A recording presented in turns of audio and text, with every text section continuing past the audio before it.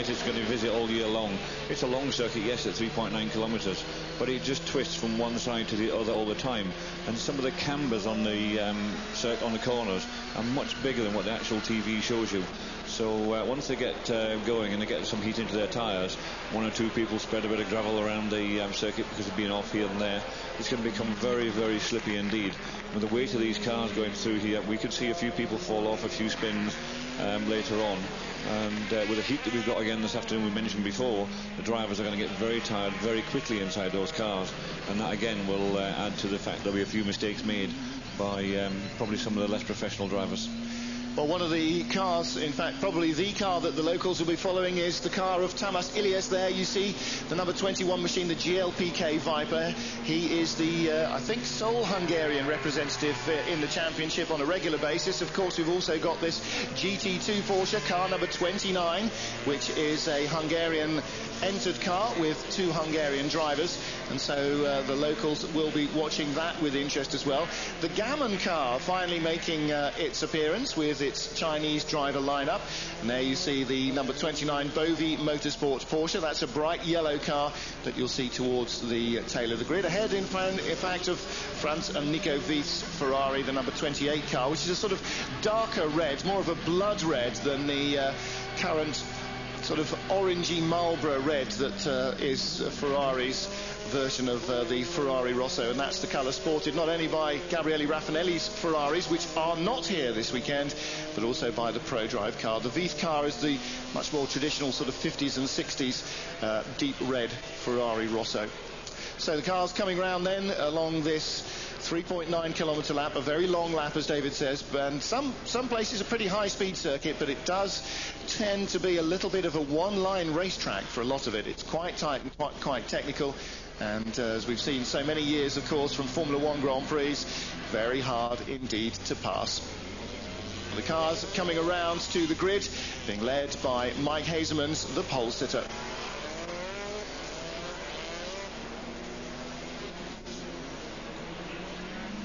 Eurosport live for round 6 of the FIA GT Championship at the Hungaroring. Ready to go racing. The safety cars leading the cars round for the final warm-up lap.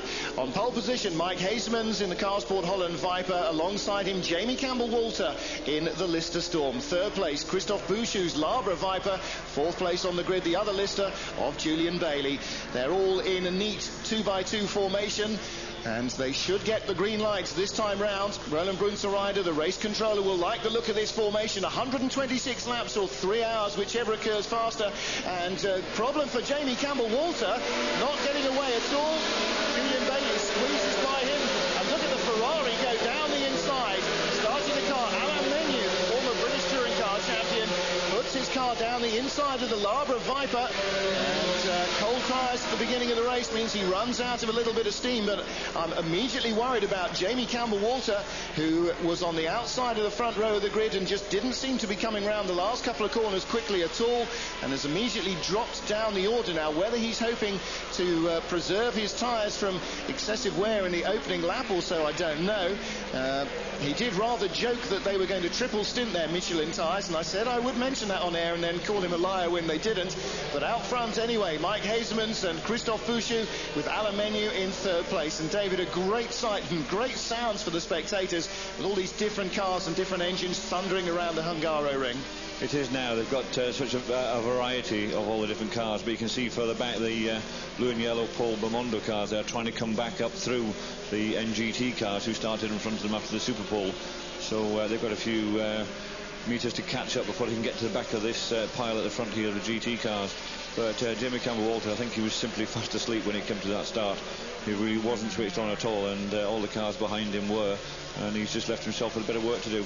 I'm very surprised that he would be asleep, because he was behind the pace cars. I mean, it's not as if there was any indication of anything untoward happening as they pulled into the pit lane. I have to say, I think there might be a little bit more to it than that. But as you say, working their way past the NGT pole car you saw there, the 62 Ferrari, are the faster GT cars, the Vipers. But in fact, the pole-sitting Ferrari is not the best of the NGT cars, because coming across the line leading that class is Fabio Babini, the blue and white Porsche on the right-hand side, with Jean-Pierre Jariot going past him. Then the car that was second quickest, which is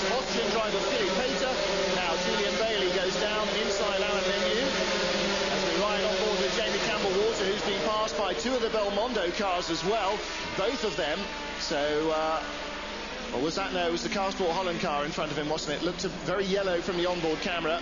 This weekend, the onboard cameras have got a sort of screening filter on them to try and balance the bright sunshine outside, or it was before the start of the race anyway, with the dark inside the car.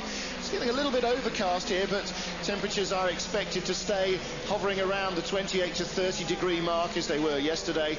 And in Fahrenheit, of course, that's something well up into the high 80s in centigrade.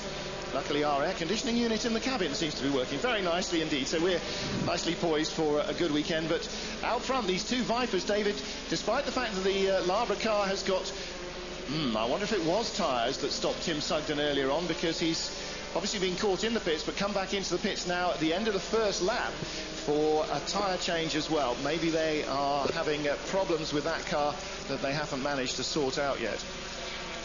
These two Vipers are going away at the front. They're very, very quick indeed. And we have to remember the Chirot Viper in second place is carrying something like 90 kilos of success ballast.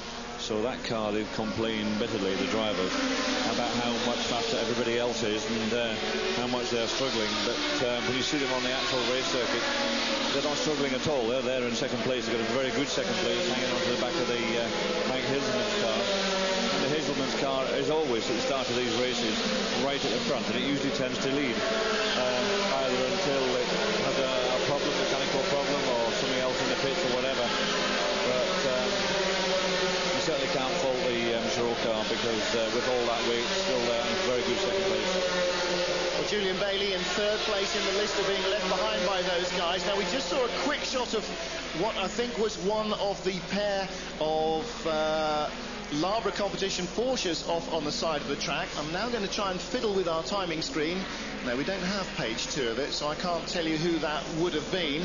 BOUCHUT, again, despite that weight, is still pressing on.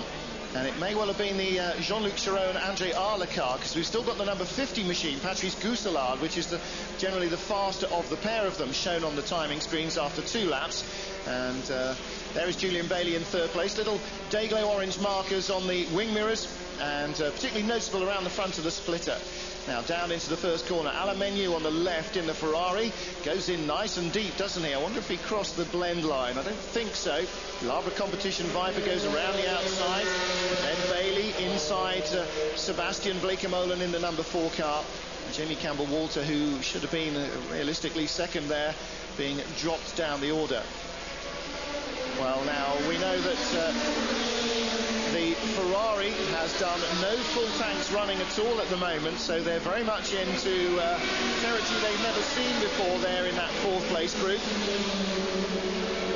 4th place currently Sebastian Bleekemolen, car 4, then Alain Menu 5th, Jamie Campbell-Walter 6th, Jean-Pierre Charrier right with them in 7th place, then a 2-second gap back to Boris DERICHEBOURG in the best place of the Belmondo Vipers, who are still trying to work their way through the NGT class. There is DERICHEBOURG at the back of that shot, and it seems to me, David, that Jamie is now happy with his rate of progress and is shaping up to try and make a pass on Menu's Ferrari somewhere.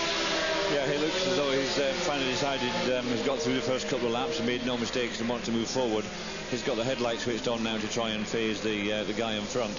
And exactly how that'll work, I'm not sure, because trying to face somebody like Alain Menu is going to be extremely difficult. He doesn't get faced by much, does he? Not at all. But right behind them too is the Charrier Viper. Now that's really good, because they started well back, remember, and they weren't in the Super Pole, so they were starting quite a bit further back there, and they've managed to get that car right up there. They were actually started beside the Belmondo car, the DERICHEBOURG car.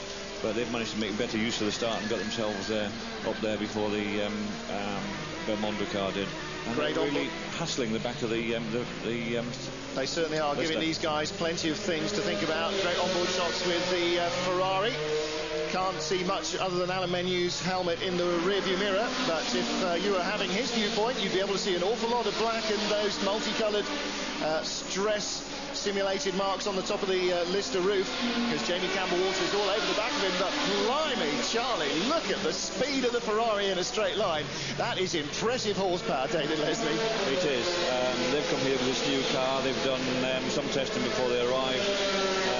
They were would like to have done a little bit more, but because of various problems when they first wanted to turn up with the car, they couldn't because it wasn't quite legal, and they've had to go away and change it to the satisfaction of the organisers.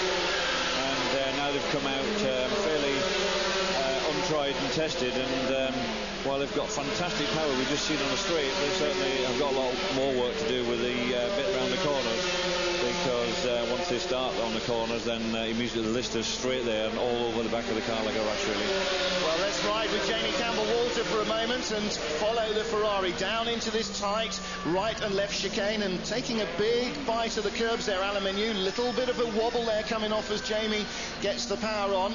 Now you still coming down here at this stage, down into the bowl, and again the TV really doesn't show what a climbing and diving racetrack this is. I mean, this is no Spa-Francorchamps in terms of elevation change, but still in the rolling hillside outside of Budapest, you do find that a lot of these are blind brows when you're sitting in a race car. The driver's head you can see down halfway down this picture, and so very much sort of unseen turn-in points. You have to know where you're going, and Jamie is all over the back of the Ferrari.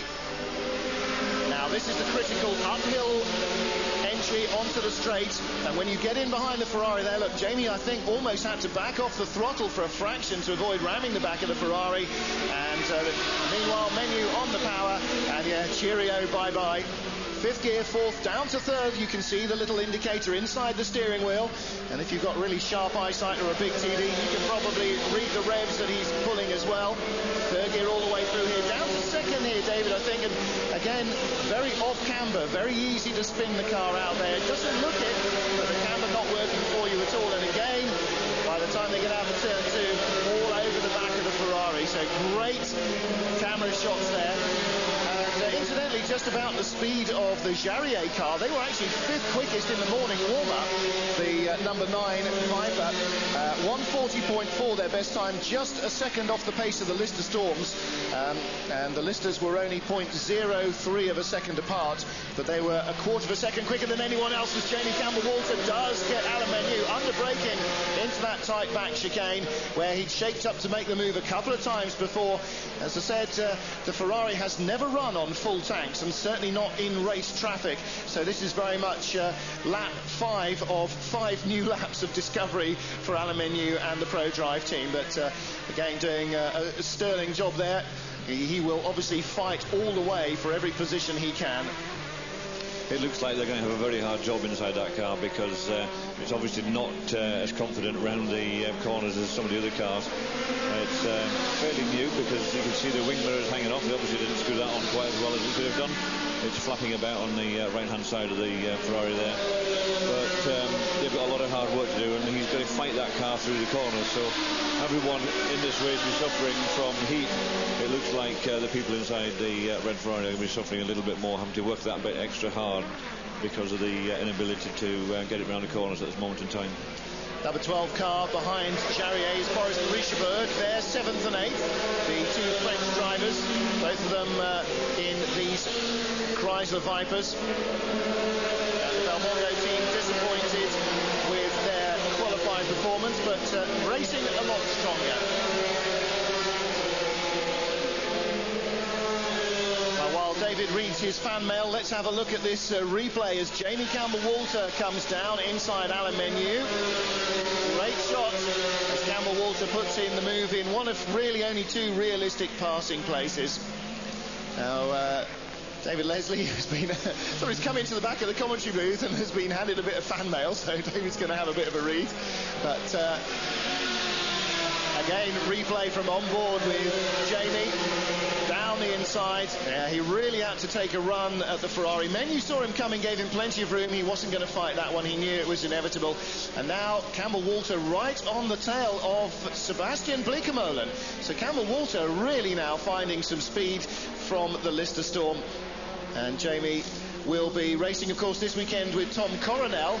Next race, Coronel is unavailable. He's got other commitments that were signed and sealed before the Lister deal came his way. And so next race, Jamie will be joined by Mike Jordan, who British fans will know not only as a former Porsche Cup champion, but also a TVR Tuscan champion and the current partner with Dave Warnock of the British GT Championship, Lister Storm.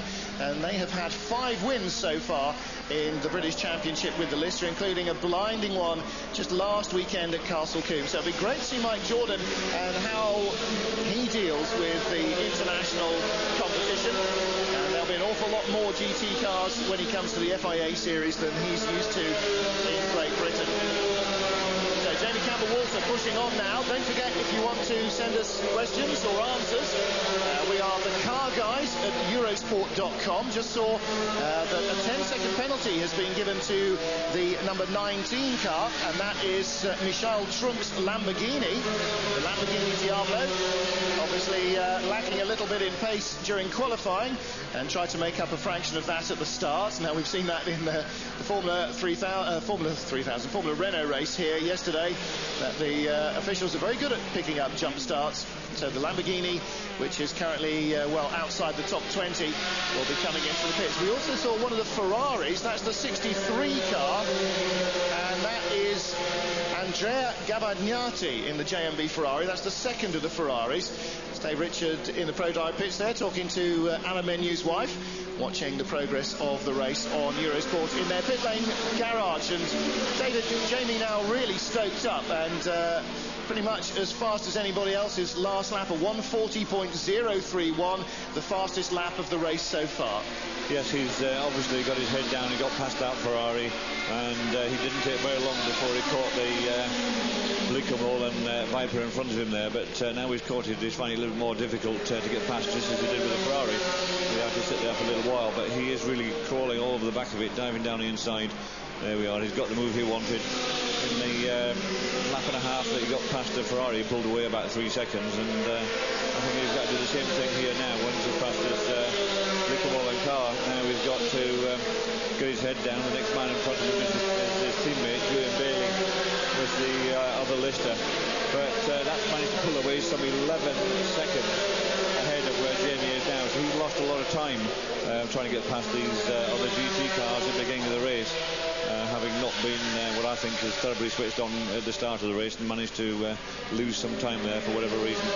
Well, I'm going to have a word with him, because having said that the Hungaroring is almost impossible to pass at, and that the almost sole overtaking opportunity is at the first corner at the end of the straight, he's now proved that the back chicane and indeed the second corner are possible overtaking places if you've got a Lister Storm. So we'll have to have a word with him, because that's not exactly running according to the script. The Harbinger Racing car of Sylvain Noël in the pits as well. Large number of pit callers so early in the race. The Ferrari has gone back out. For what reason it stopped, we're yet to find out. But Sylvain Noël's car, well, they've put fuel in it. It can't surely have run out this early, but apart from that, no idea what's going on. You're looking at your race leader, Mike Hazelman's 9 laps in. He's got a 3-second advantage over Christophe BOUCHUT.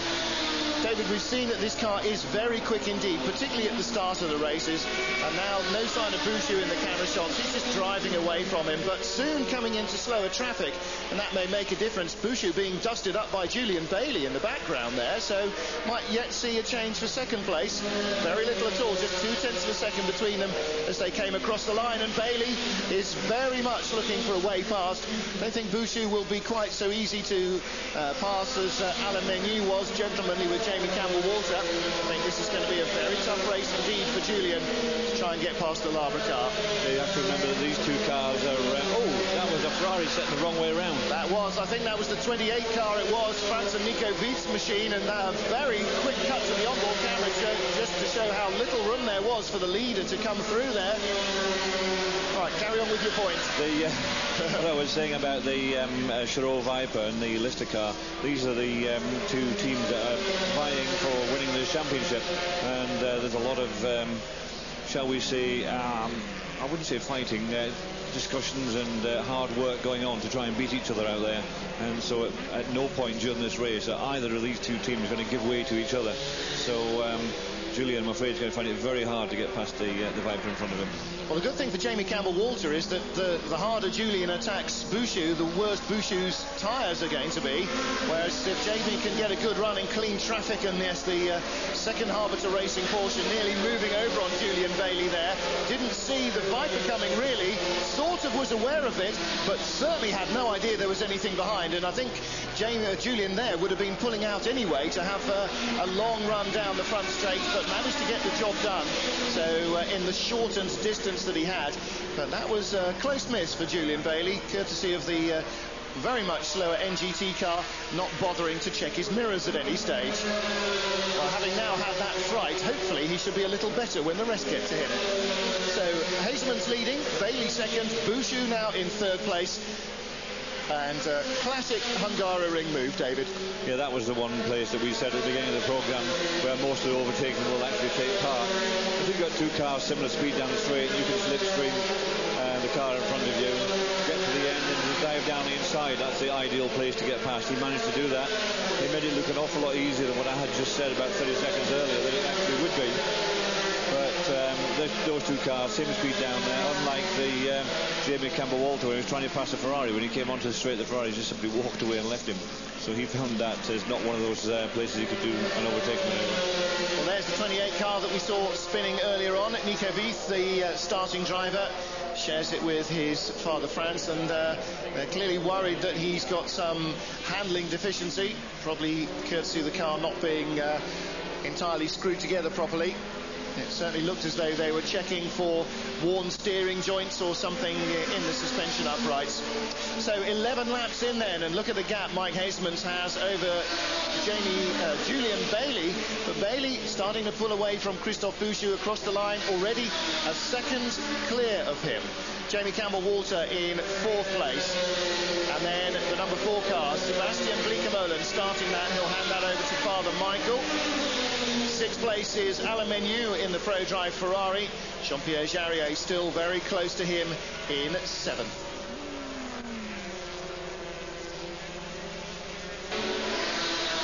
Welcome back to Budapest, round 6 of the FIA GT Championship. We're 12 laps in as Mike Hazeman leads Julian Bailey, Christophe BOUCHUT and Jamie Campbell-Walter. On board with Campbell-Walter. Second on the grid, fourth place now, having fought his way back up after a slightly slow start. And just in front of him is the number 7 car of Christophe BOUCHUT. That's the car he's chasing. But here's our race leader, Mike Hazeman. NGT category being led by the category winner at Le Mans a fortnight ago, Fabio Babini. Philippe Pater in second place in the Rodolphe Orlando Porsche. So Porsche's first and second. And then Michel Neugarten third in NGT, as he was with Thierry Perrier and the Perspective Racing car at Le Mans. A great result for them. Luca Riccatelli's Porsche in fourth. David Terrian's Ferrari down to fifth place. Now, David, knowing that the Ferrari can generally make a one-stop race out of these 3 hours, is it possible that the Ferrari has just paced itself from the start, knowing that the Porsches will need 2 stops rather than actually just having the Porsches run away from them? It's not what they normally do. They do normally try and hang in there with the Porsches all the way through.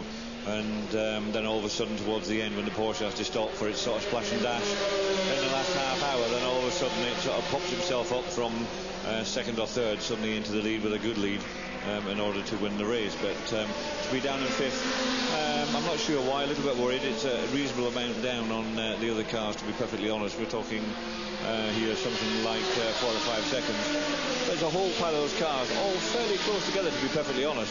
When you're looking at the Terrian car, which is, as we said, 5th in class, and they're only some 5-6 seconds down on the leader of the class. So that's a really good battle out there for the NGT honours.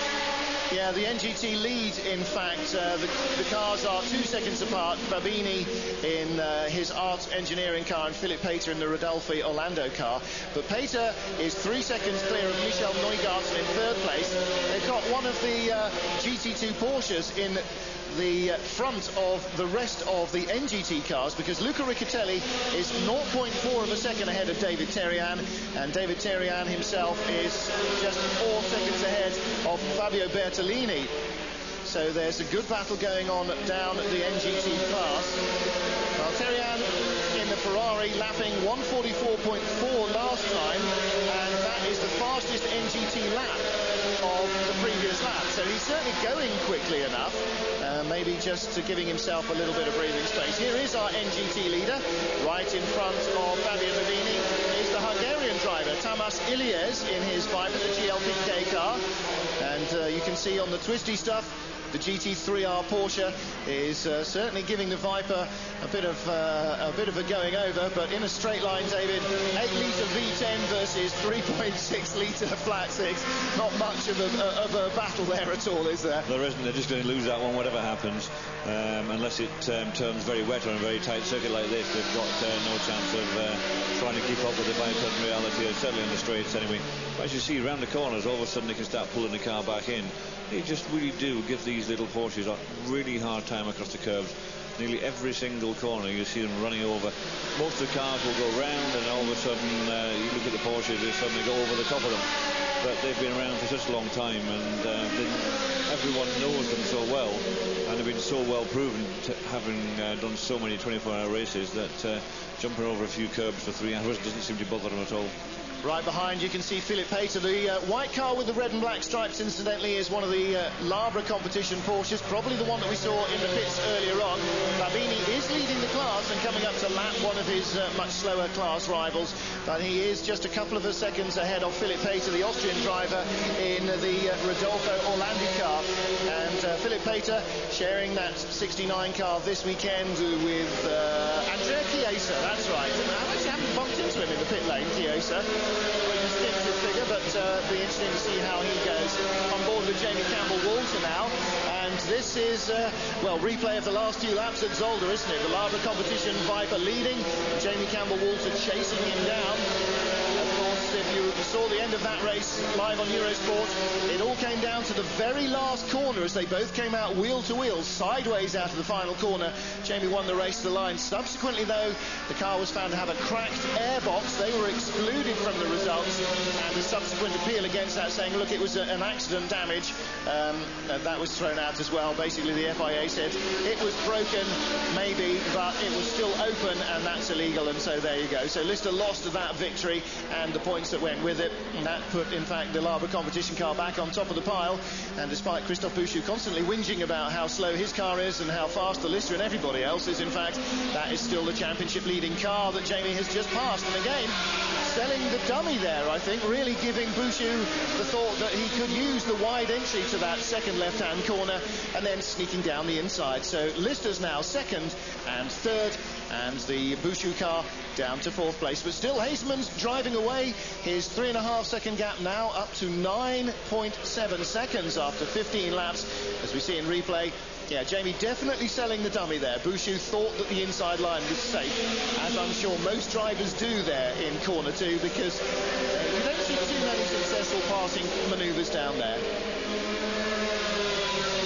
On board replay, and Jamie goes. This is turn one. Now, look how tight he comes out. He's coming to the right, and Bouchut goes to cover. Jamie goes, thank you.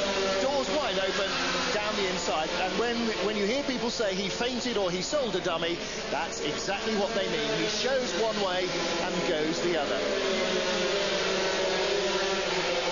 Well, David, 15 laps in and some 30 minutes, a little early to be contemplating pit stops, I think, for most people.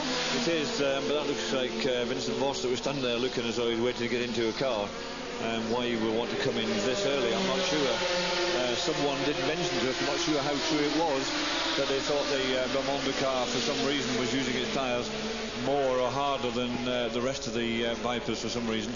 So yeah, in the pit lane, they're all standing there. They are already, aren't they? 15 laps, we were told, was about the most that the Belmondo cars were expecting to get from their tyres. We're 16 in now, and yes, you're right, the crew are ready. They've got tyres and Vincent Voss ready. Well, 15 into 126. I can't do that mentally, but that's an awful lot more than 2 pit stops that the Lister team were expecting to make. So Stefan Dowdy with a...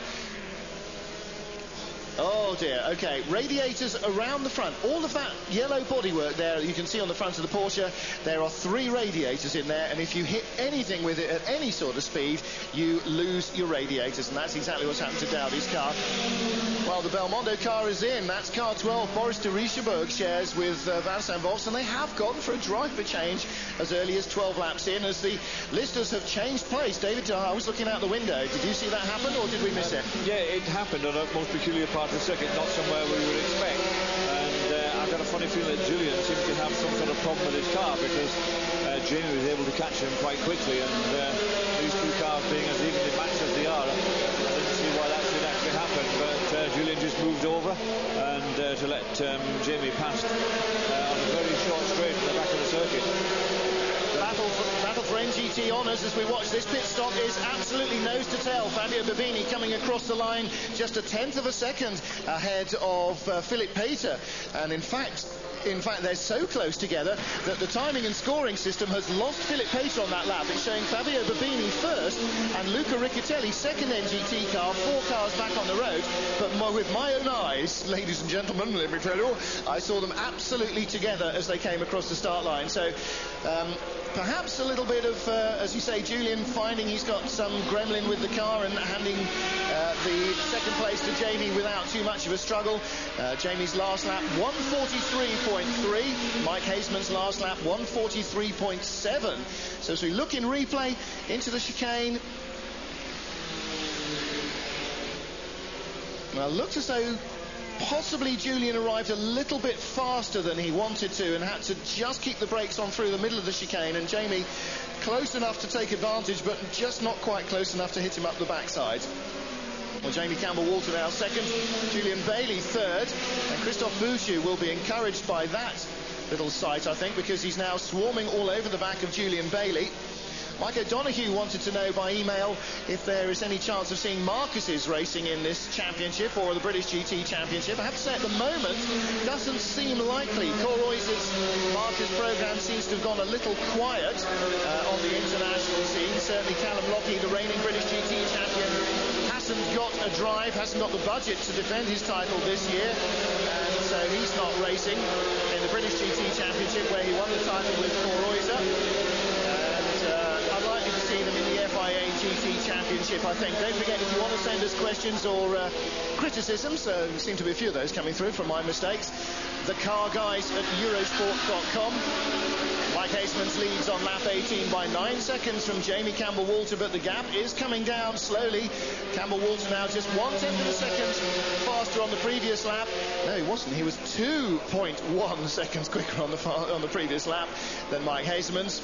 Julian Bailey third, Christophe BOUCHUT in 4th place, then Sebastian Bleekemolen in 5th, and still the Ferrari, the Pro-Drive All-Stars Ferrari of Alain Menu in 6th position, ahead of Jean-Pierre Jarier in 7th. Oh no, Jarier's just passed him at the end of the previous lap.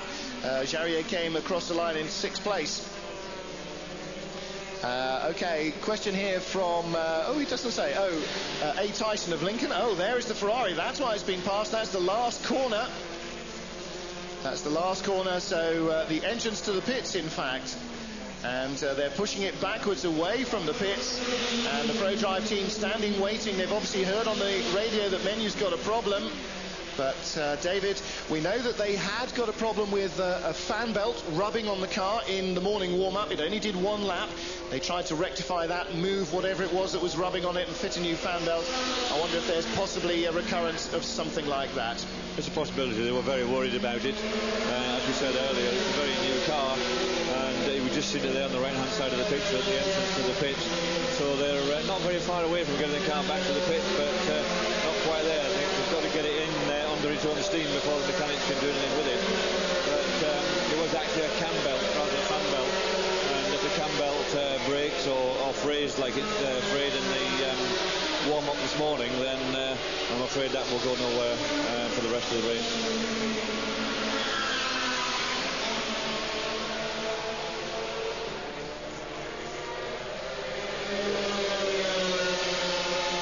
Haseman's leading the race in heavy traffic here at the Hungaroring. The onboard camera tells a sorry story for the Pro-Drive team waiting in the pits. They can see now, as I'm sure they've already heard on their radio, what has happened to the car. It's run out of puff on the run up the hill out of the final corner into the pit lane. With Alain Menu being bossed about by the marshals there as they try and push him out of harm's way. Here's our race leader then in heavy traffic. Just to tell you what's happened with the battle for NGT honours, I'm absolutely certain that Philip Pater finally did make a move on Fabio Babini, because he's now dropped down to 6th place in NGT, and he was right with Babini 2 laps ago. We've just seen Babini there in traffic behind the race leader, so I'm sure Philip Pater made a move. And here's the 68 car we saw earlier on pouring fluids out, the Mack Racing car of Stefan Daudi. And Daudi, the Frenchman, in the pits and hoping that they will be able to fit new cooling system to the car. So Haseman's leading now by 7.5. His last lap 1:42.0. Jamie Campbell-Walter's last 1:40, 1:40.4. So again, nearly 2 seconds a lap quicker. I was about to say, David, one of our emailers, A. Tyson, very formal, from Lincoln, wanted to know what the 3 blades inside the circle on the Lister Storm logo signify. I don't know what that is. I can't remember exactly. I think it got something to do with aeroplanes and the propeller, like a propeller off an aeroplane. But why it's there and everything else, I don't actually know. So if someone knows why it is there or knows the history of the Lister, then maybe they'll be able to let us know. I'm sure that all dates back to Brian Lister, of course, the original owner of the company. And he was a very skilled aerodynamicist in the early years. Some of the Lister Jaguars and that he was responsible for with their all-enveloping bodywork. Very slippery cars indeed. Well, whatever. The Lister's currently in 2nd, Jamie Campbell-Walter, and 3rd, Julian Bailey, behind our race leader, trying to get past the Perspective Racing car of Michel Neugarten. That's 3rd in the NGT class, the 55 car. And still chasing Luca Riccitelli, who's ahead of them, the Red Bull car in 2nd, and Fabio Babini. There's Riccitelli with the yellow mirrors on the Red Bull car. And Fabio Babini still leading the NGT class. Behind Michel Neugarten is Bartolini in the 53 car. Stefan Ortelli is 5th in NGT, and Philip Pater now 6th. Oh, and a big off for Jamie Campbell-Walter. Heavy damage on the front of the Lister in traffic. What's he caught? It was the spinning car. What? Oh my goodness me! That's one of the 2 Harbinger Racing cars, either Sylvain Noël or Mauro CASADEI, spinning in front of the NGT car. It's the 61 car, in fact, of Mauro CASADEI, the Swiss, and that is very heavy damage. So Jamie Campbell-Walter on the radio. Marshals very quickly into action. Now, depending on where that is, there may or may... Yes, I can see the safety car coming down the pit lane. The safety car will be scrambled. And there's irony. We were just talking with Lawrence Pierce before the race about how they managed to gather back 30 seconds lead on the TVR Speed 12 at Castle Combe last weekend because of safety car. But, David, that's just poor driving by the back marker, losing it comprehensively, and Jamie left with nowhere to go at all. No, he was just a passenger in that accident. The car in front, 2 cars in front, had spun. One of the Porsches managed to get out of the way, but then it came straight back across in front of Jamie, and he really had nowhere to go and just ploughed straight into the back of that car. So that's him very frustrated, throwing his arms up in the air. He knew he was quick on that circuit. He was out there and he was catching the lead car. Obviously, lead car in heavy traffic, he was a little bit clearer, but yeah, I think that he's waving them away there with the tow rope. I think he probably has had a look at the front of the car. The big problem for Jamie will be the left front corner. If he's got steering or something, if he's got an engine, then I'm sure he will do his level best to drag it back to the pits. In fact, there you are. It's not an aeroplane logo. It's a sort of 3 scimitars or something, 3 sword blades, it looks like, in the Lister Storm logo. But yeah, Jamie remonstrating there, going, you know, use your head, use your mirrors. Absolutely no question about it. Another major blow to Jamie Campbell-Walter's championship chances with the Lister Storm. The reigning champion team and reigning champion driver taken out by a shoddily driven back marker car. The safety car is out. Mike Haseman's leads. Join us for more in a moment. It's not that good. Safety car is out. Round 6 of the FIA GT Championship at the Hungaroring, and Mike Hazeman's leads from Julian Bailey because of this accident. A spinning Swiss-driven Porsche catching Jamie Campbell-Walter. There you can see him in the background. Very, very disconsolate, Jamie Campbell-Walter, because he had a very good run going in this car. And this is how it happened. On board with Jamie in slower traffic. And watch the first of these two cars. Turns in, just loses it.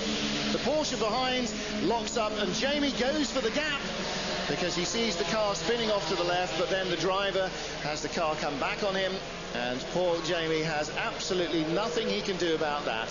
So Jamie Campbell-Walter, the reigning champion, the #1 Lister Storm, out of this race when they were nicely poised and closing down on race leader Mike Hazeman's. So that is the way our top 6 is, and Hazeman's, well, he had originally almost a 10-second gap, which Jamie was closing right down. Now he has a 29-second gap at the line over Julian Bailey in second place, but behind the safety car for a few laps, and it will still be a few laps, I think, before the wreckage is moved. It means that that gap will be much reduced. The safety car didn't quite manage to pick up the leader last time round, so there is Julian Bailey leading this queue. Yellow flags are out, and yes, yellow flags still at the start line. I thought for a moment the speed with which they looked to be coming down into the first corner, they might have been given a green, but not so. Now, another of our emails has come in. Adrian Farley wanted to know, we're always giving the distance between the cars in times and seconds on the track, but what sort of distances are they? Because it seems to vary around the track. Well, it tends to vary a lot, because although a distance may be one thing on a straight, as the car ahead of you gets on the brakes and you're still going flat out, you tend to close up a little bit, then you brake as he starts to accelerate out of the corner, so the gap sort of opens up again as he accelerates away and you're on the brakes. So it does yo-yo up and down.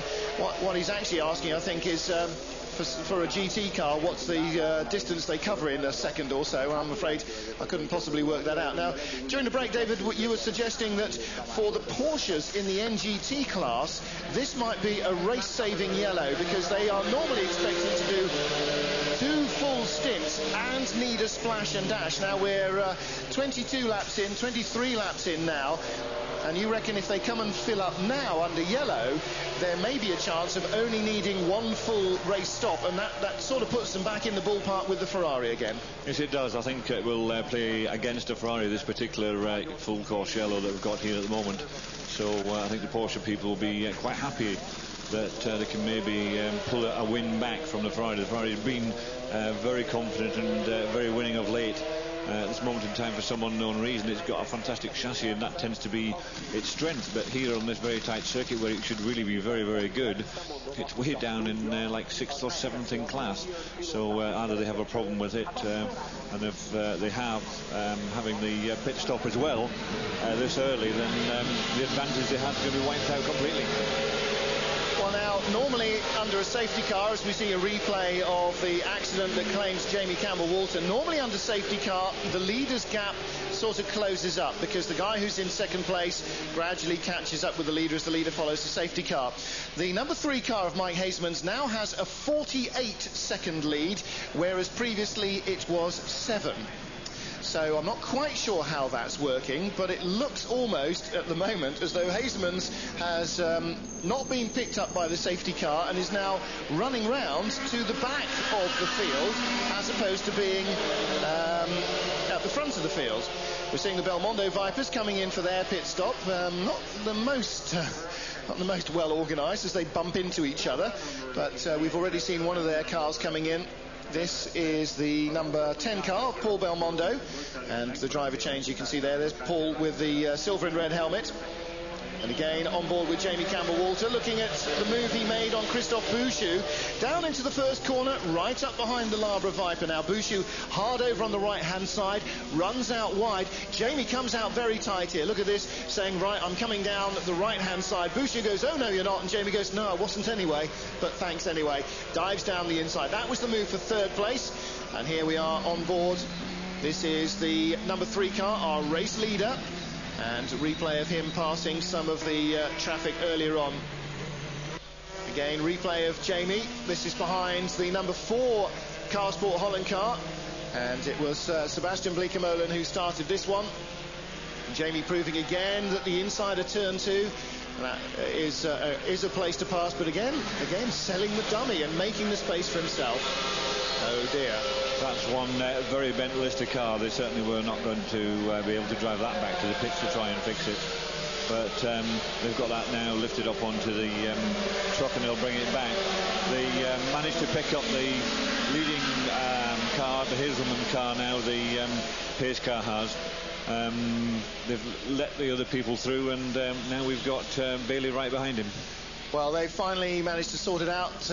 Our man in the pits, Simon Wolster, is marching as quickly as he can in this heat down to the Lister pit, so we'll try and catch up with Lawrence Pierce and see if maybe he's found out anything. But I mean, I think we've pretty much seen it all. Maybe if Jamie Campbell-Walter gets back, we saw how irate and upset he was with, I think, entirely justifiable reason about that incident there in replay. 24 car, this is the Racing Box Viper. That is Luca Capagliari. And Capagliari, driver change there, I think, handing over to, well, probably Gabriele Matteuzzi. They've also got Dominic Free on their driving strength this weekend. And Mauro CASADEI, the Swiss driver of the Harbinger Racing Porsche, just losing it on that right-hander. And unfortunately for Jamie, absolutely no way he could avoid T-boning the number 61 machine. When you look at the damage on the 61 machine, it doesn't actually look terribly much compared to the Lister, which looks absolutely destroyed. Yeah, well, I think he hit him actually on the right-hand side, so the driver's side fortunately not taking the impact, because certainly the driver's door is all in one piece and could open. And judging by the front of the Lister, I would think that he hit him on the right-hand side. Okay, let's go down to the pits. We're trying to catch up with Tom Coronel. I'm very disappointed you haven't even been able to get in the car, but it seemed as though Jamie, he had nowhere to go. Yeah, I don't think it was his mistake. The Porsche just made a spun, and he tried to look for a gap, and it wasn't there finally. It's one of those things in motor racing, but it was looking good. Next race we will be back. You say it was looking good. You were closing the gap. It seemed as though the car was working well. Yeah, this morning we made some really fine setup, and we really saw that the car was handling well on all tires. You could see in the beginning we had some difficulties, but at the end we were fishing and we were catching them. So yeah, that's the way it is. Probably we will have to wait for the next race. But Lister, you still have the second car in the race. Julian, he has the chance to catch Mike. It will be difficult, but of course he will try. I mean, we would like to have some points. We just had some bad luck, and the next time then. Thanks, Tom. So Tom Coronel, and as we said, Mike Jordan will be racing the car in place of Tom when his next clash occurs. And just a little message, I know Mike Jordan is at home watching this to pick up some hints and tips as the Lister team get ready for Julian Bailey to come in, perhaps at the end of this next lap, as the queue has just gone by with Julian in second place, as we saw right behind the Car Sport car. And the Team Eurotech guys, Neil Bennett, saying that Mike Jordan ought to cut out those time-out chocolate bars and get back on the bike, because apparently they had him on the weighing scales last time out at work, and despite his win at Castle Combe, it seems that Mike is starting to expand a little bit in the waistline department, although don't blame me for that. So if you want to email us, it's thecarguys@eurosport.com. Just to remind you, we are under safety car here. It's 26 laps in to the 6th round of the FIA GT Championship, and projected race distance 126 laps, so we've still got an awful lot of racing to go. We will be live throughout this race and for most of the rest of the afternoon here on Eurosport, so stay with us.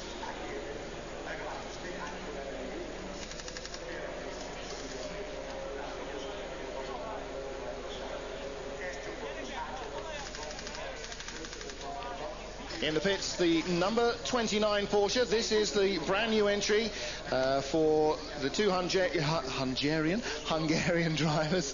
Bovi Motorsport is the entrant, and Attila Barta, Calvin Bodis, and Ferenc Rakai. I'm not sure if Rakai will actually drive that car. It seemed to me that only two of them drove it in practice. However, he was entered for it. So, and again, another point, David, that needs just to be confirmed is that it is not possible, I think, for Tom Coronel to be transferred over to the number 2 Lister Storm, even though he hasn't driven the number 1 car, because he hasn't been qualified in it, has he? And I don't think the rules allow driver changes between cars.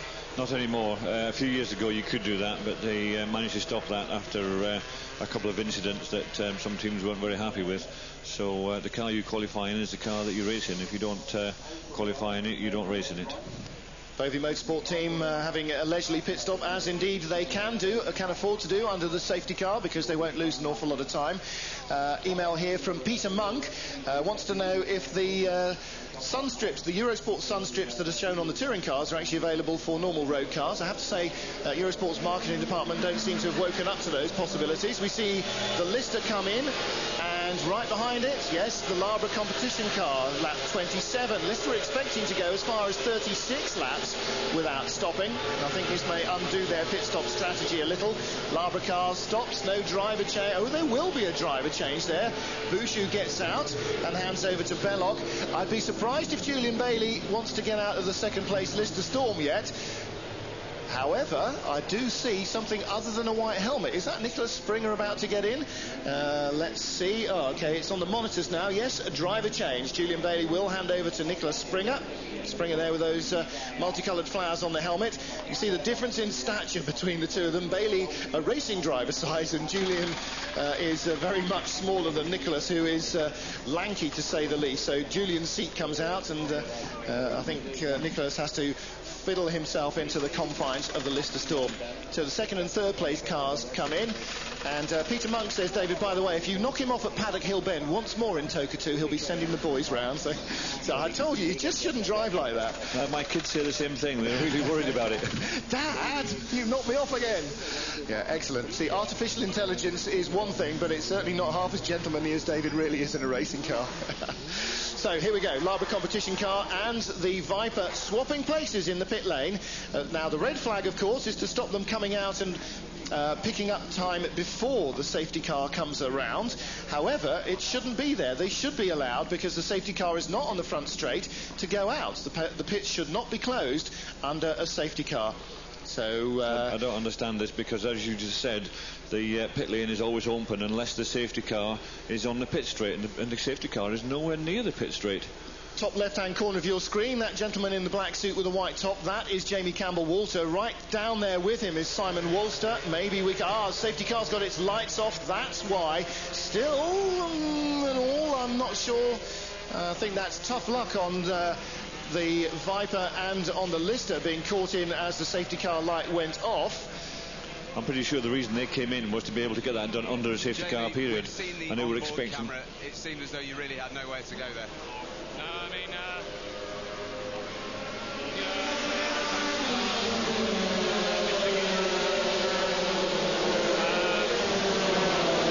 I got back up to second and came across 3 back markers, GT3 Porsches, and they were all over the place. And the front one spun, the other 2 got out of the way, and suddenly I had a nice big hole in front of me. So I changed down to second and put my foot down and had a nice clear track, and then suddenly the red one that had gone off, right a long way off, suddenly just shot straight across my bows, and I was flat out in third gear or something. So I didn't even see him until I'd hit him, really, because it hit the front left, and that's it. The car's badly damaged, and so is the championship, really. So not very good, but I'm gutted. It's a shame, because you were catching Mike quite quickly. It seemed the 2 seconds a lap you were gaining on him. Yeah, I mean, the car was fantastic, and obviously when you get blocked up like that at the start, you make a big effort to make the time back up. So I was pushing very hard, and I knew that I could make up time in the back markers, so obviously I was pushing, but you don't expect one of a car to spin off and come across your bows, so it's bad luck. Obviously maybe I could have been a bit more careful, but I don't really think so, because I had to make the 10 seconds up. We needed to win this race to keep our championship hopes alive, so there we go. Well, David, I think Jamie saying maybe I could be a little bit more cautious. There was absolutely no way that any amount of caution would have made a difference with the car spinning off the track, and as he said then, sort of coming in hard from stage left and leading with nowhere to go. And again, as he describes it, saw the trouble ahead, changed down, then saw the gap open up and went for it, and suddenly the gap just disappeared. There is the Proton Engineering Porsche off on the side. As we talked to Jamie there, of course, the course going green again, and Mike Hazeman's running away from his teammate in second place now, Sebastian Lukemolen, in the number 4 car.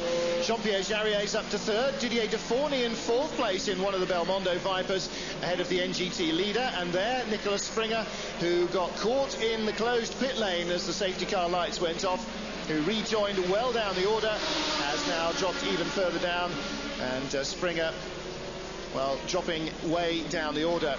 Also caught there as well with the Labre Competition Viper in the pits, and so they have got some work to do, because both of those cars were well outside the top 20. They effectively lost a lap to the leaders. In fact, they did lose a lap to the leaders by being caught in the pits, and I have to say I wouldn't be at all surprised if Lawrence Pierce from the Lister team didn't have a word or two to say about that. I think he'll be very upset, because as I understood it, the pit lane was open until the cars came on to start and finish, and I would have expected to come in and go back out without that red flag being at the end of the pit lane holding me there. It's not just a lap they've lost a lap, plus they are now behind every single car on the circuit as well, so they've got all those cars to pass to get somewhere back to where they would be, so they are very much out of it at this moment in time, and they've got to rely on some of these other cars, the two Carsport Holland cars down first and second, and even the Jarrier Viper, the BELMONDO Viper that's fourth.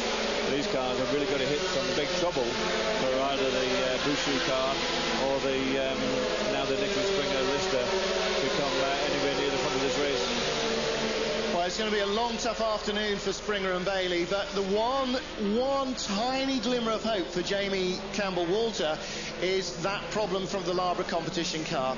Now, what Jamie was saying about they really had to win this race to keep their championship hopes alive, they're behind the Labre car at the moment, and the points balance is not looking good. But if they could have won here and have the Labre car have a problem, maybe similar to this one, where they don't score points, then that gives them a chance to close up on BOUCHUT and Belloc, but most importantly, a chance to limit the damage that will be the Spa 24 hours, because Lister is not going, or certainly up to this weekend was not planning to go to the Spa 24 hours, but the Labre Competition are planning to go with their Viper. Now, the Spa 24 hours is a double point counting race. It is a round of the championship, although it's a 24-hour, not a 3-hour race, and you can imagine that the Labre Competition team, in the absence of the Listers, will start very much as favourites to win at Spa. Now, Horst Felbermeyer Jr. in the Proton car there is clearly very incensed with the marshals, not pushing him all the way back to the pits. However, they have been pretty unilateral, the marshals here. If you stop on the circuit, Sonny, tough, we're going to pull you off and put you in a place of safety, and that's certainly the way they're doing their job. So Jamie Campbell-Walter was hoping to win here and limit the damage that they're expecting the Labre team to do at Spa, to have some hope of fighting back towards the end of the championship. I wonder now, though, as we see Alain Menu talking to David Richards in the prototype pit, and Peter Cox there, who we'll see later in the Super Production race, but who's one of the Ferrari drivers. David, I wonder now whether there's some way perhaps that Lawrence Pierce will consider or be able to somehow afford to go to Spa 24 hours to try and keep this championship effort from being completely derailed. Yeah, that was one of the things that Lawrence was saying. They simply can't afford to go and do a 24-hour race like that, which is why they weren't going. But it is very expensive, whichever way you look at it, whether it's the Spa 24 hours or even the Le Mans 24 hours. He hasn't got the funding there to do it at this moment in time, so it's simply not going to happen. And as Jamie said, his championship chances for this year look as though they've completely disappeared. They are looking very tough indeed. Join us for more action after this break. Eurosport Live at Budapest for round 6 of the FIA GT Championship. We've just gone green some 5 laps ago after a safety car period caused by a spinning back marker catching Jamie Campbell-Walter, or rather vice versa. Jamie Campbell-Walter catching him with the left-hand front corner of the Lister, and it took some 5 laps or so to clear up that mess.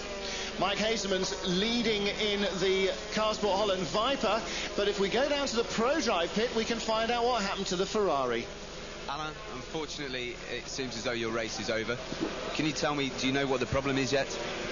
Well, we don't know exactly why, but the engine just cut and I had a fuel alarm on, so it's obviously a problem with fuel pressure. We didn't get the fuel, we didn't get any fuel in the engine anymore, so obviously the car stopped. It's a shame because it was going pretty well. You know, it was the first time the car was running for such a long time, and I was pacing myself with the tires and everything, and I was catching the Viper in front, so I think we could have done really well. Thanks, Alan. The Swiss, former British touring car champion, and in fact there you go, Mike Brown sitting at home emailed us and wanted to know why a car with the names Ferrari and ProDrive could go out with something as simple as a rubbing fan belt. Well, in this case it was something as simple as a lack of fuel pressure or some other glitch in the electrics that simulated that. Well, the reason is of course because it's a brand new car. It hasn't been built by Ferrari. It's been built around a road car that ProDrive bought from the classified ads in the Sunday Times just before Christmas, and based on that road car they've developed a racing car, or have started the development process of a racing car. Now this is another similar machine, the Lamborghini Diablo. This is a very much lower profile and lower budget effort, and this car has been threatening to race in the FIA GTs for about a year and a half, and developing a car absolutely from scratch without, say, the might of Chrysler behind you. Let's say, for instance, developing the Viper, it's a very long process, and as Alan Menu was saying, this is the longest the car has ever run in one go, and they were learning all the time, and so a disappointment. But as Mike Brown says, you know, even with the biggest names, sometimes you do have small technical problems that need ironing out. Yes, I mean, they've come here, ProDrive, to race this weekend. They've had a little bit of time to try and get that car up and running, but you mustn't underestimate the rest of the teams here. The rest of the teams have been doing this now for quite a little while, and they've got well sorted, they've got good cars, they know exactly what they're doing, and no team, no matter what they're called, with what car they've got, can come in and disrupt that in one go. Unfortunately, the car's had to retire, but you must be pleased with the straight line speed that you showed. Well, I think the first race for the car with very little testing, you have to expect these teething troubles. We came here in the full knowledge that something was likely to go wrong. I think the team have acquitted themselves very well. They proved the car's quick, looks the part. We've got to do a lot more testing before we turn up in Austria. But the team ProDrive has had a successful history. Obviously, with the rally, ProDrive has got a successful history. You've got two very experienced and previous championship winning drivers. You must have high hopes for the future with the team. Well, the priority for us with this program is actually to develop a car for sale to customers. That was our objective, not to be here competing ourselves primarily. So in the longer term, we expect to make these cars available to people. Thanks, Dave. All right, carry on. Well, David and Hugh Chambers from ProDrive, very pleased with the reaction the cars had in the paddock. They've apparently been approached by a number of teams, and as we were saying yesterday in Superpole, Hugh Chambers, if half of them come to fruition, expecting to see 3, perhaps 4 Ferraris on the grid for next year. But as Dave Richard says, it is the beginning of a long development process, very much early days for the car, but still, you know, some of the best testing you can find is coming out and actually racing it. It makes such a difference when you actually get to a race circuit. When you get there, all of a sudden the the things you don't find in testing happen to you, and you're out there and you've got to make it work. These guys have been working very hard. They've not had their car working probably as well as they had hoped, because they're staying in the same hotel as us, the ProDrive guys, and they didn't turn up till 1 o'clock this morning, and they were back in here very early to carry on working on it. So as I said before, nobody comes into racing like this, irrespective of their name, how good they are, what class they've got, and can expect to go out and do that well that quickly. And they've just found out that while their car has run longer than it's ever run before, it's certainly nowhere near quite fit enough at this moment in time to do a 3-hour FIA GT race. Well, you're looking at the battle here between Wim Dames in the 21 car, the Hungarian car, and Vincent Vos in the Belmondo Viper, and the Hungarian car has gone by him. In fact, he's not. No, he's about to be lapped. No, that's number 11 by Didier Deforny. And behind the Hungarian car, Deforny bottled up, so he's losing ground now to Jean-Pierre Jarier, the blue Porsche Viper, rather, with the sort of yellow snaky stripe down the side of it. Jarier third, Deforny fourth, as you can see there from the graphics. Fabio Bobini, that little white and blue Porsche right behind, nearly a lap ahead of the NGT class. Boy, did he ever come out a winner in that safety car situation. Started 1 minute and 26 ahead of Luca Riccitelli, and in 8 laps, Luca Riccitelli's only whittled that down to 1 minute and 18 behind Bobini. Bobini leading the NGT class. He's the car at the back of this little group of Vipers, and Bobini a whopping 5th place overall. Belloc, Jean-Philippe Belloc, in the Labre competition car that came in from 3rd place, is now 14th and a lap down on Mike Hazelmans, who leads this race. Sarah Keller wanted to know by email any chance of Jaguar producing a GT racing car. Answer shortly, no. Ford goes rallying, Jaguar goes Formula 1 racing, and who in that group goes GT racing, David, do we think? We're understanding that Aston Martin at some point will produce either a GT car or a sports car, but something in that ilk. So we're waiting to find out from them at this moment in time what their future plans are for racing. Well, there are lots of plans based around a tentative or a developmental DB7 project being built in Britain, but that car yet to race. So we'll have to wait and see whether that gets the factory nod of approval, or whether, like Bentley, perhaps they go the prototype route. Who knows? The Aston Martin engine may yet be seen in the back of an open or a closed coupe sports prototype. Certainly after the success of Bentley at Le Mans, I bet Aston Martin are going, right, traditional old British Le Mans racing mark, come on, let's get back and do that again. And David, you are a former Aston Martin Le Mans driver, and I'm sure for personal reasons you'd like to see them back again as well. They were. It was a great company to work for, and they did very well in that short time that they did come back. While we spent 1 season testing and then 1 season racing, we were hoping to carry on, but due to various internal politics within the very large group of companies that is the Ford Group, then that got canned, unfortunately. Wim Dames in the gravel, and the Hungarian Viper is off. Wim Dames, the Belgian driver, sharing with Tamas Ilias, the Hungarian. And, well, we saw him there, didn't we, working hard to stay ahead of the number 11 car, Didier Deforny, who's 4th place overall, who was about to go a lap down, and indeed he certainly has now. And that looks, well, I have to say, with a Belgian driver in, he's got much less chance of being pushed back onto the track than if he spoke Hungarian, don't you reckon?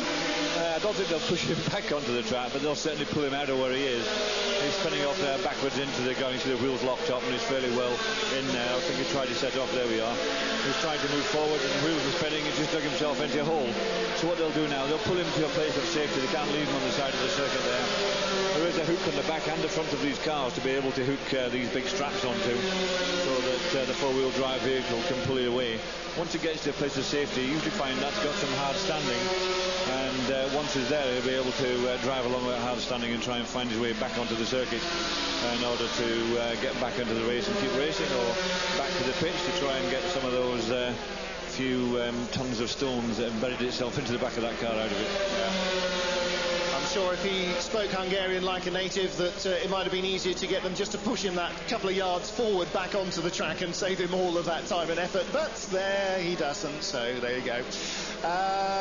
Email from Martin, not me, who wants to know what's happened to the factory GT1 Porsches. Will they be back at Le Mans for 2002? Don't think we'll see a factory Porsche for 2002 at Le Mans, as Mike Hasemans comes in, the race leader in the pits. Now, this is his first pit stop, didn't stop on the yellow, so they're going with their preordained plan, their fuel window, and he straps in Jeroen Bleekemolen. 3 Bleekemolens of the 4 drivers in this team. Father Michael has got his 2 sons, Jeroen and Sebastian, both racing. Jeroen, the older and more experienced, although he's not a hugely experienced young man. His driving has so far taken him as far as Formula 3 in single-seaters. Michael driving the other car with younger brother Sebastian. Sebastian barely out of karting, but these cars, David, first and second. Twan Hasemans will be a very happy man at the moment. I'm sure he will be. What's happened here is they've watched and seen what's happened around them, and they knew the pace car was there because Jamie Campbell-Walker was involved in an accident, so that got rid of one of their major contenders. They obviously still had to worry about the BOUCHUT car, the Labra competition car, so that managed to get stuck in the pits. So they've decided that they've got a nice big cushion now to the people that would normally give them most of their trouble during a race. So I think they've decided to very much stick to their original plan for their fuel stop. And I can't see anybody making a great big indentation into that car at all. That car really is very quick, heavily revised over the winter, as we've said at previous races. And most of it works. A couple of things didn't work at the very beginning. At Monza they had a problem with an oil tank. But once they put that back to where it belongs, then the car has run very good since then. 1 or 2 small problems, but very, very quick every time out. There is the Hungarian Viper shedding gravel, and what we saw incidentally a few corners ago was a change. Whoa! A change for second place. It was third place before the Bleekemolen car stopped, but that was a change for second. Jarrier being passed by Didier Deforny, the number 11 Belmondo car, and the disappearance of the Viper, the problems for the Labra competition car, the disappearance of the Lister, I mean, and the second Lister also getting caught behind the safety car, and Nicolaus Springer having spun, all playing into the hands not just of the Car Sport Holland cars but also of the Belmondo cars. So it's now Sebastian Bleekemolen in car number 4 who leads this race. Didier Deforny in second place, as we saw. There's Mike Hasemans. David, he's looking hot and sweaty but not too badly beaten up. I think he'll be fit for a final stint without too many problems. I think he's going to have a lot of recovering to do. He certainly looks very, very hot and quite tired. Although straight into talking to the Michelin tyre technician about the tyres to find out what was going on. Yeah, that guy looks very tired indeed, and has had to work extremely hard inside these very hot temperatures here this afternoon. Simon Walster down in the pits there. You saw the microphone, so hopefully we'll get a chance to have a quick word with our erstwhile race leader. That car has rejoined in 5th place, by the way, after its first pit stop. Bleekemolen still to stop in the number 4 car that leads the race. He has not stopped, nor has Didier Deforny. The Belmondo car didn't come in with some of the other Belmondo Vipers when the safety car was out, nor has Jean-Pierre Jarrier, who's in 3rd, nor has Fabio Bobini in 4th. This is the NGT leader, 4th overall. But let's get back down to the pits now and hear from Mike Hasemans. Mike, it looks very hot out there for you. How is it for the drivers? Yeah, it's actually too hot. It's really, I sweat a lot, so the cool suit worked, but only 45 minutes, so it was still the pace car. And then it just wasn't cold enough, so it went a little bit hot, but in the beginning it was good. And the race is looking good for you with the list around. You have a healthy lead. You must be happy with the way the race is going. Yeah, because I said to them, they said, come in. I said, no, I know the story from Lausersring. Stay out, stay out. It doesn't matter. We are quick enough, and it helped us because they are 1 lap down. Thanks, Mike.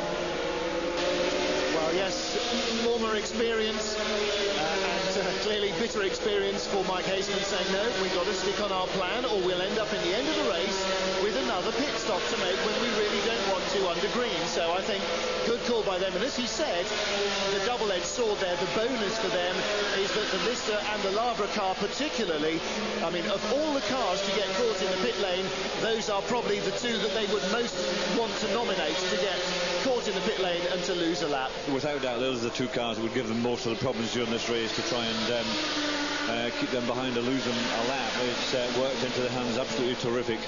So you know, he's got a big smile on his face. Although, as we said earlier, these cool suits don't seem to work terribly long. You can see Mike there said his lasted 45 minutes, then it got warm. Now, if he's in that state, yes. When he was nice and cool for the first 45 minutes... He doesn't mean warm, does he? He means it stopped working and it was suddenly like being in a boiling hot bath. So if you think of the other drivers who are in the boiling hot bath who don't have cool suits for the whole distance and not just for half of that stint. 54 is Fabio Bobini, our NGT leader. He's 4th overall, and the car right behind him, the JMB-GS of Ferrari. Now, this is not the second place car in the NGT class or anything like it. This is the slower of the two Ferraris, which he's lapped, and in fact that car is outside the top 20, so well down in the NGT class. But David doing a very good job of staying with the Porsche and now going past him. Into the pits has come the other car Sport Holland car, though, so our race leader now back in the pits, and there you can see Sebastian Bleekemolen rather, handing over to his father Michael, and yeah, little Senna cartoon on the back of his helmet. Clearly Sebastian, a big Ayrton Senna fan, hands over to Michael, and while the fuel goes in, of course, driver change allowed, but no tyre change allowed. Tyre change now happens. Now that's Jean-Pierre Jarier at the Art team, handing over to Francois Lafon. That's the number 9 car, and that was the car that was in 3rd place. So our race leader is now Didier Deforny for Belmondo, the number 11 Viper. 41 laps in and yet to stop, it seems. Well, they had plenty of fuel in hand after the safety car, but that's still a darned long first stint. You could see the difference in the pit stops between the two Vipers there. The orange one there, the car sport car, it was one driver out, one driver in very quickly. And this car, the number 9 car, one driver sort of like got out of the car. It was like a Sunday afternoon, and he's have a quick word with his teammate, and he sort of like hopped himself in there and didn't seem to worry about it. But looking at this now, I would think I can see why, because it's going nowhere until he can get this gun off. Well, that's a factor of the heat, probably, isn't it? That the thing has just seized itself on in the heat. What he needs to do now is to simply undo that nut and do it back up again. That's the only way he's going to get that off there, not just simply pull and pull and pull to try and pull the gun off. There we are, he's done what I've suggested. He's took the nut off and back on, but no, still stuck. They're going to have to get another left side nut and the rear tyre gun and use that, because that nut will not come out of that air hammer. It's definitely the best thing to do is take it off, forget about it, throw it away, get a new nut on. He's got the spare nut, and the guy from the rear is going to have to come up. And don't forget, the guy from the front is the guy we're looking at, because they only use 2 tyre changers. There is Jarier. Well, the old guy's actually looking reasonably fit, isn't he, after that stint? I mean, he's used to these Enduros now. He's been doing the GT races for a number of years, and yeah, not too bad. Well, considering he looked the same as that before he started this race. Good point. He looks very well now compared to everybody else who's just got out after over an hour's worth of extremely hot racing in this temperature. Yeah, he comes in the morning looking like he's just done a 3-hour race. It doesn't deteriorate from there. Good point, well made. Didier Deforny leads the race, and here he is. This is the number 11 Belmondo car. Fabio Bobini in the NGT leading car is 2nd overall, and then the Car Sport Holland cars 3rd and 4th. And what should have been 5th place for the Jarier Lafon car, I'm sure they will lose that to Vincent Voss's number 12 Belmondo car and drop down into 6th place. But that will probably become 4th or 5th after the pit stops. So there you see the overall standings. GT leader 1st, NGT leader 2nd. We'll be back with more news, more racing and more of your emails right after this. Stay with us.